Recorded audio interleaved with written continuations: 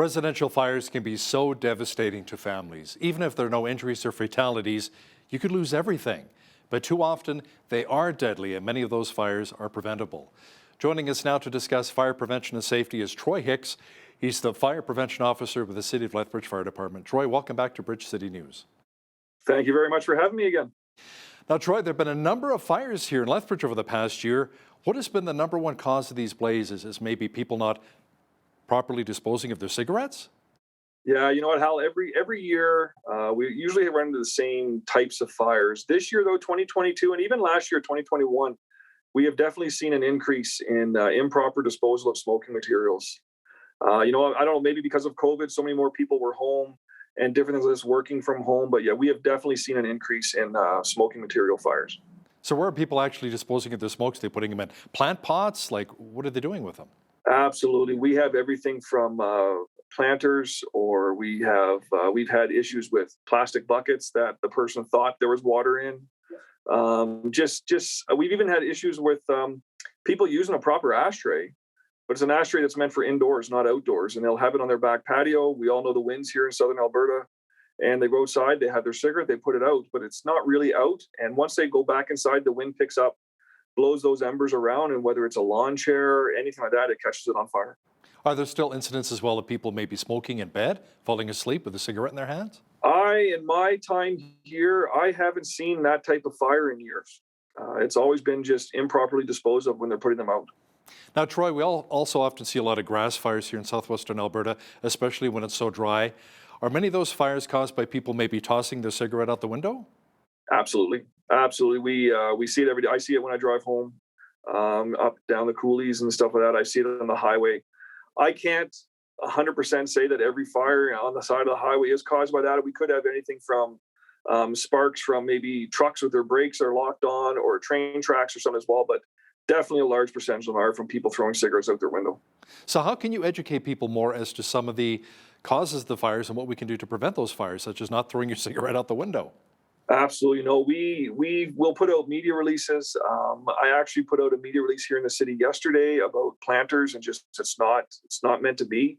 When it comes to highways, we have other provinces here in Canada that there's actually fines. People can contact the police, take the license plate number down, and people are issued very hefty fines for throwing cigarettes and stuff outside their windows. It is something that's been discussed here in southern Alberta and in Lethbridge in particular. It's not in effect yet. I don't think it's a bad idea. We just need people to realize, unfortunately, we're a society of people that think, oh, it's not going to happen to me.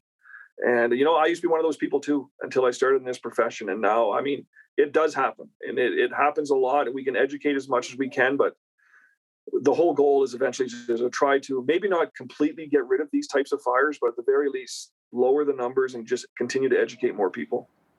Speaking of education, Troy, how important is it really for parents to speak to young people and their kids about the dangers of using matches and lighters? Oh, absolutely. We actually have had a couple fires already this year, just caused by curious children that, maybe a lighter was sitting on a table, and mom and dad weren't watching, or the babysitter wasn't watching, and they're just like, oh, I seen dad play with this. Yesterday, I had a 12-year-old boy here in my office, and it's not that he's done something wrong. His mom was just concerned about, she didn't feel he respected being around a fire pit enough and the dangers of a fire pit. So I sat here and I talked to him for about a half hour, and he was a great young man. And I educated him. I showed him the fire trucks, and I think he left here maybe realized a bit more like, hey, you know what? This is important. I do need to be respectful for this kind of stuff. Are there any statistics available as to how many families actually have a fire evacuation plan in place? And what are some of the key steps with an evacuation plan? As for numbers here in the city, it's been a long time since we've been in the schools because of COVID, but I'm starting to get appointments booked, so we are getting back in to educate. I find that the numbers are quite high when I go to schools, particularly say from kindergarten till about grade 3 or 4. I'm happy with the numbers of people that tell me that, yes, they do have fire safety plans. When we do things like any public education event, like we're at the Home and Garden Expo this year, I did have some parents come up to say how nice it was to see us, and actually asked me if I could go over their plan with them. For anybody else that doesn't have one, or maybe someone that wants to do one, there's a few things you really need to hit. Make sure everyone in your house knows what to do when the smoke detector goes off. They have an escape plan. They need to, if their bedrooms are up on the second floor, they can either go down the stairs or whatever they have to do to get out. And they need to have a meeting place. Your meeting place should not be hopefully crossing a road just because of traffic. You want to be careful with that. And if you also have a fenced-in backyard, you don't really want your meeting place to be in the backyard because now you're trapped back there if the fire gets out of control. But there is lots of things. People can contact me at the fire department, and I can definitely give them as much information as they like for their home safety plan. In the past, when I've spoken to firefighters, they say when you go to bed at night with your bedroom door, always keep it closed. Can you explain why that's so important? For sure. Even the normal bedroom doors, they're not necessarily what you would call a fire door, which what we see in apartment buildings and hotels and stuff. But even a normal bedroom door, fire needs oxygen in order to burn. In order to keep a fire burning, there has to be enough oxygen. Oxygen is even more important than the fuel. So by closing that door, you are mitigating the amount of oxygen that fire could have. So whether the fire starts in the room, it'll keep it in that room. But if you're in your room sleeping and the fire's out in the hallway or out in something like that, by you having that door closed, you're going to keep all flame, heat, and smoke from getting into your room for a significant amount of time. Therefore, if you can't make it outside, maybe the fire is directly outside your door. Well, you have time to stay in your room. Hopefully, if you have a phone, you can call 911 and let us know what room you're in. Or if you don't, you open up your window and you make sure your neighbors know where you are. And when we arrive to put that fire out, we are coming straight to your window to get you out of there. And if you have an ensuite bath, I guess you can roll up a towel, a wet towel, throw it under the door to prevent a lot of the smoke from coming in, right? Absolutely. Absolutely. Every little bit helps because, as we always say, every second matters, right? So now, Troy, when there's a fire and you have kids and your pets and you're ready to evacuate, what else should you really grab in a fire? Maybe some photo albums, special memories, or how about hockey card collections? You know what, Hal? I was looking at your questions this morning, and I could definitely see where you're coming from. Rule of thumb, especially as far as the fire department's concerned, you get your family, you get out. We even educate people that one thing I will say, when a smoke detector goes off, as much as we don't like that sound, pets hate it even more. And chances are your pets are going to hide. If they're not right beside you to take them out as you're leaving, you need to leave. We don't recommend you go back in and get your pets. If you have a fire in your home and the fire department shows up and you and all your family members are outside, not calling the pets not being a family member, but you and your kids are outside, if you let us know that there's a pet inside, we're going inside that building just the same way we would if it was you or your child or anyone in the house, and we're going to try to save that pet. Are there stickers that we can put on our windows saying, hey, there are pets inside of our home? I have seen them around. There's a kennel here in Lethbridge that I take my dog on the south side. They have magnets and stickers around. I believe I've seen them at some of the other department stores and home hardware stores, things like that here in the city as well. So, Troy, how common are kitchen fires? And are they fires tied in with a faulty appliance such as a stove or microwave, or maybe simply cooking that's gotten out of control, like when I usually cook? Yeah, me as well. I keep telling myself that the smoke detector is not my timer. But when I first started here, Hal, 10 plus years ago, kitchen fires were our number one type. They were the number one type here in the city. Over the last few years, that has changed. We are a lot more into smoking fires, electrical fires, things like that. But the number one types of kitchen fires we receive is, say, people not paying attention when they're cooking, unattended, people leaving their kitchen, leaving their stove. I know we're a busy society. We're a technological society. We're always on our phones or computers or on TV or video games. We just need to remind people that when you're cooking, you need to remember you're cooking. And that's even in the kitchen and or outside of your barbecue. It needs to be attended. You need to be paying attention. We do sometimes have fires caused by old faulty appliances. 90% of the time with those, though, it turns into be an electrical fire because lots of times what it is it's the electrical cord or something like that that's just it's not covered, it's not doing well, it overheats, and that's what catches fire. And then the stove is actually a victim of the fire and not the cause. How about some of the older, smaller appliances that we leave plugged in? Let's say maybe a toaster or even a hairdryer when we take off, go to work, and maybe go on holidays. Could they also maybe potentially cause a fire? The risk is always there. I experienced a fire many, many years ago with a coffee pot. Just the power surged. It was a very older home. The power surged, and the coffee pot actually caught on fire. Wasn't a lot of damage. Everyone was fine, but it did. Ever since then, the only thing that stays plugged in when I leave my home, other than just for work, but when I leave for any amount of time, the only thing that stays plugged in is my fridge or freezer. Unplug everything else. And that's not to make people nervous. We need to remind people, if your house is wired properly, we also remind people, use a proper CSA approved power bar that has surge protection. That will help you with that. But you know what? Why have stuff plugged in if you're not using it? So things like a coffee pot, toaster, I can tell you right now, mine at home are not plugged in. We have not had a lot of issues here in the city of Lethbridge, but even when it comes to phone chargers, if you're not charging your phone, unplug it. Don't leave it in. Anything that's plugged in, electricity produces heat, and it leaves that slight opportunity that something could happen. I mean, most electrical outlets don't just burst into flames, but it could come down to anything. There could be dust on it. There could be, maybe it's very close to curtains that may be like very thin curtains or shears that could be close to it, that radiant heat from the plug could catch them on fire.